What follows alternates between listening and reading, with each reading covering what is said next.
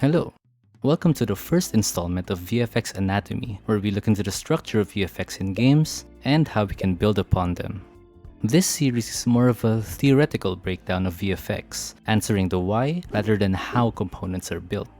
There will be times where I explain the technicals behind a component, like how a mesh would be set up, or how a texture is made. But for a more in-depth explanation of the creation of these components, you're better off with the plethora of tutorials and classes on the internet, including ones from this video's sponsor, Skillshare. Skillshare is the largest online learning community for creatives with thousands of classes led by industry experts across film, illustration, productivity, and more. Skillshare can help you take your VFX and your hobbies to the next level.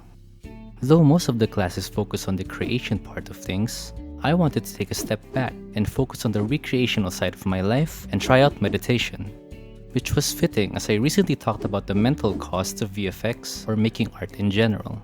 I used to think there wasn't much to it. I just sit around, keep my mouth shut, and think thoughts. But through Dandan Liu's Meditation 101 class, I learned that there's a lot more to it than I thought. So whether your focus is on creation or in recreation, Skillshare can be the one to help you improve. And the first 500 people to use my link in the description will receive a 1-month free trial of Skillshare. Again, the first 500 people to use my link in the description will receive a 1-month free trial of Skillshare. So get started today. Now back to the topic. For this video, we'll be looking at one of the most common VFX in games, the slash. If your game has a blade, you'll be sure to see a slash.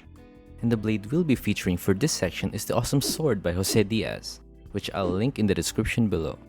And the slash looks like this. But how do we go from point A to point B?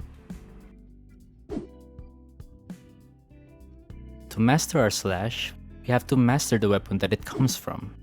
Mastering the weapon does not mean finding a one-to-one replica and honing your swordsman skills. Mastering in our case simply means knowing our weapon as much as we can. Does it have any lore behind it? How is it crafted? What elements does it radiate? This all depends on the game we're making, of course, but since this is for a showcase, we can make our own lore. To me, this sword is the beginner's sword, the sword that the player equips at the start of the game, made of basic materials with no elements, enough to quell weak foes, but not strong enough to keep up with the bosses. With this lore, we have a rough idea of what our slash is going to look like. It won't look like a finishing move straight out of an anime. It'll look simple, enough to indicate that an attack has happened, but nothing too crazy. I almost always work on the base of the slash first, because it establishes the main shape of your slash. And we can do this through a mesh. This mesh is a 3D arc with a mirrored UV layout for each side. The angle, of course, depends on the planned movement for the sword. Using a mesh requires manual alignment with the movement of the sword, or the animation in general, as it isn't attached to the weapon. The benefit of this setup, however, is that it is easier to control and visualize the slash in isolation, and you become more free to shape your slash as we're not limited to the movement of the sword. After this mesh work, we decide on the texture of the slash base. The classic tapering towards the end will suit our basic sword well, but it's really up to you how to shape the base. Now let's take a look at our slash shader, which has two important parts, the movement and the dissipation. The movement can be done via an offset to the texture's UVs throughout the slash's lifetime.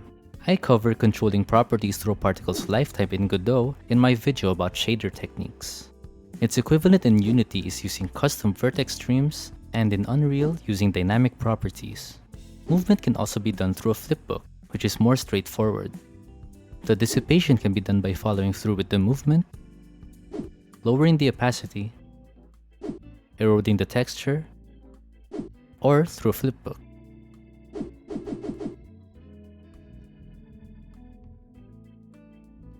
I decided on this as our slash's base. The highlight gives more focus and definition to our slash. It typically follows the same movement of the base, but is smaller in surface area and has significantly more visual weight. You can do so by making it a brighter color or something that will contrast it with the base's color. The shape of the highlight can help reinforce shape language by resembling the form of the weapon creating it, or it can also help define what kind of attack the slash is. For example, a dagger can have a relatively thinner highlight for a more ripping vibe. and the longsword can have a more aggressive taper, giving more of a slicing vibe. The movement and dissipation of the highlight will most likely follow the technique you used for your base, but of course, you can deviate from it if you want to. With that said, I decided to go with erosion as well for the highlight. The support includes the finer details that give your slash more character and visual appeal. They still generally follow the movement of your slash, but they're more free to go outside the visual bounds of the base and the highlight.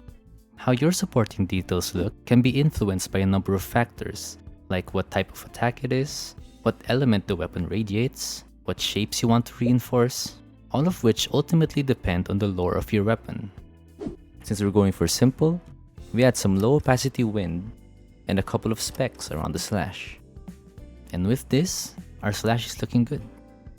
It is important, however, not to let the details overshadow our highlight, as we still want to keep our highlight as the most noticeable component. And last but not least, when there's a slash, there's an attack. And when there's an attack, there is a possible impact.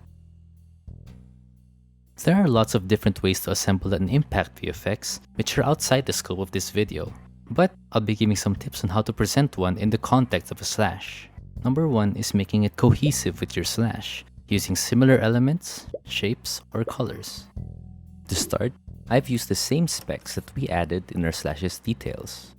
Number 2, and you're probably sick of hearing this, is connecting it to the lore. The strength of an attack, its status effects applied on the enemy, the material it's forged from, and so on, can all influence how the impact looks.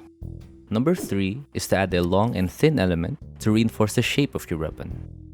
And number 4 is to make it move towards a direction to reinforce the movement of the slash. Here we see specks going out towards the back, and the thin diamond going to the right, which is roughly the tangent of our slash on the impact point. And with that, our slash is complete.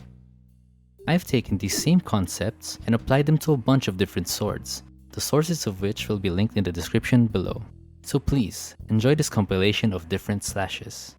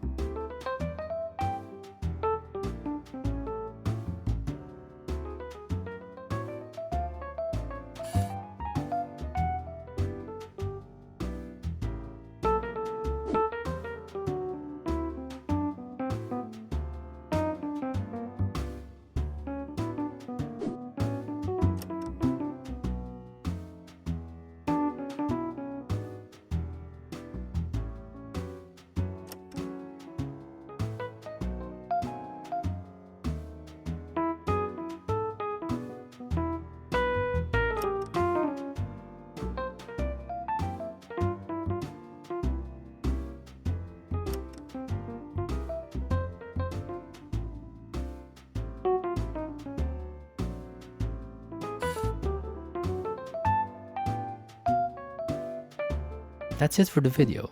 I hope this helped you out one way or another. If you have any questions, comments, or suggestions, please feel free to leave them below. You may have noticed that for some parts in the compilation, I went against or ignored my own points in the video. That's because this is only meant to be a loose guide for your own slashes, to help you get started on one if you're feeling lost. Take what resonates with you personally and feel free to disagree or question points you don't find as convincing. Thank you to all my lovely patrons for the support, and to you for watching this video. Take care, and I hope you have a great one.